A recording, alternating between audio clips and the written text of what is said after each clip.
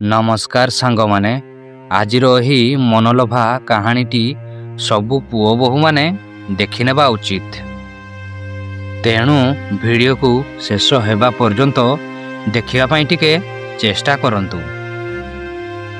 गोटिए अंचल रे मा पुओ दुई जण रहुथिले। सेतेबेले पुओर विवाहर बयस होई जाइथिला। तेणु माटी पुओर बाहाघर करिदेला। किंतु बाहाघर परे ता बहुटी निज सासु को केभे पसंद करू नथला। एमिति किछि दिन बीतीगला परे बहुर गोटिए पुओ जन्म हैला एवं पुओटी धीरे धीरे बड़ हेबाकू लागिला।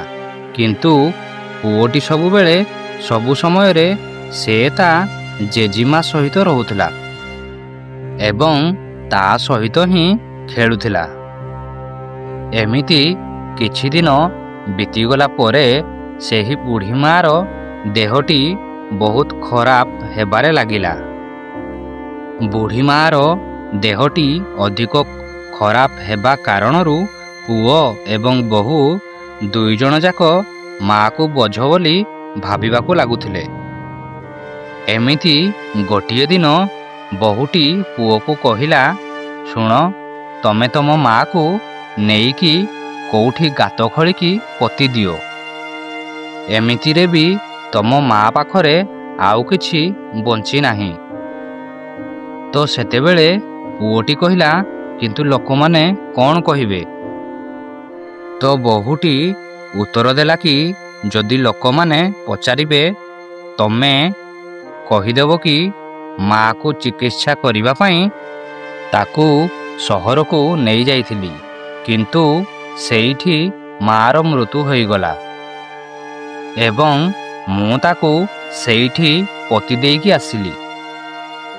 जेतेबेले राति हेला पुओ एवं बहु निज माँ को उठेकी शगड़ गाड़ी रे बसैकी जंगल आड़ को नहीं गले एवं सेमाने सेठी पहुँची गला परे सेतेबेले बुढ़ीर पुओटी निज माँ पाई गात खोलिबाकू लागिला। किछि समय गात खोलिला परे ठीक सेठी किछि दूर रे बुढ़ीर नातीटी आउ गोटिए जगारे आंब गछ तले गोटिए गात करिबारे व्यस्त थिला। सेतेबेले बुढ़ीर पुओ जाइकी ता नाती को कहिला, पुओ तू ए कौन करुछु? तो सेतेबेले बुढ़ी मार नातीटी उत्तर देला कि बाबा तुमको आ माँ को आंब बहुत पसंद ना। जेतेबेले तमे दुई जण बहुत रोगग्रस्त होइजिवो तेबे मु तुमको एही आंब गछ तले गात खोलिकी पोती देवी। कम से कम तुमको आंबर सुगंध तो आसीबो ना एवं तमे दुहे शांति रे टिके स्वर्ग को जाई पारिबो। जेमिति तमे दुई जण जेजीमा को पोती देवा पई सेठी गात खोलुछ, मु भी तम दुई जण को पोतीबा पई एठी गात खोलुछि। सेतेबेले पुओर मुहरु एकथा शुणिकी बुढ़ीर पुओ एवं बहु आश्चर्य होइकी रहीगले।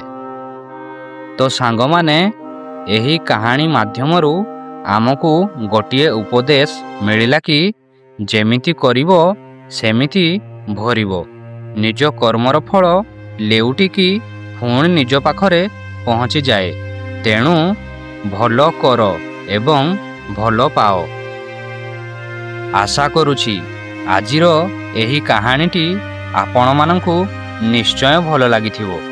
तेणु वीडियो को लाइक कमेंट एवं शेयर करिकी सब्सक्राइब कर दियंतु। धन्यवाद।